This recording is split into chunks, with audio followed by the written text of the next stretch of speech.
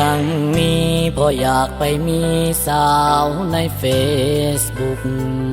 หัวใจเลยจุกพอสาวเฟซบุ๊กมาตัวส่งเมสเซจเข้ามาหาแท็กรูปมาให้กดไลค์ทุกวันได้เป็นคนสำคัญ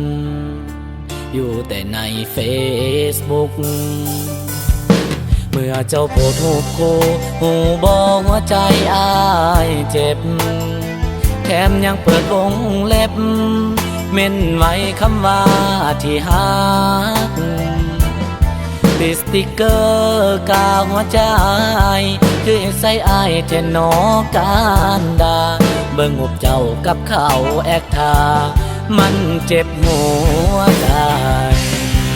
แต่ก่อนยังบ่มีเฟซบุ๊กก็ยังบ่จุกหัวใจขนาดนี้หากกันยังบ่มีไอจียังมีกันแลกกันแต่ตอนนี้มีทั้งเฟซทั้งไลน์คือทำให้ใจของอายคักแท้วอทส์แอปพี่แสบแล้วแต่ยังกี่ตัววอนสาวอยู่ในเฟซบุ๊กอย่าเฮ็ดให้ถูกแน่เด้อทางออนไลน์ทุกคนเขาก็มีหัวใจสิตัวไปแบบนั้นการอกหักมันท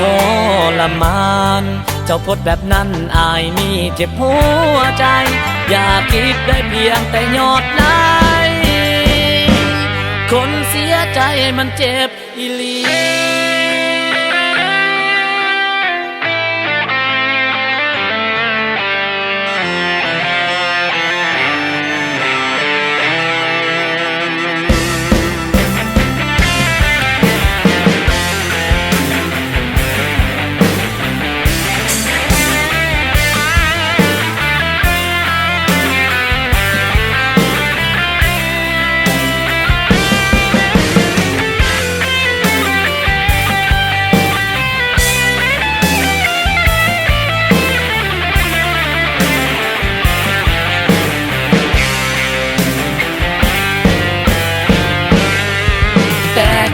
ยังบ่มีเฟซบุ๊กก็ยังบ่จุกหัวใจขนาดนี้หากกันยังบ่มีไอจียังมีกันแลกกันแต่ตอนนี้มีทั้งเฟซทั้งไลน์คือทำให้ใจของอายคักแท้วอทส์แอปพี่แสบแล้วแต่ยังกี่ตัววอนสาวอยู่ในเฟซบุ๊กอย่าเฮ็ดให้ถูกแน่เด้อทางออนไลน์ทุกคนเขาก็มีหัวใจสิตัวไปแบบนั้นการอกหักมันทรมานเจ้าโพสต์แบบนั้นอายมีเจ็บหัวใจ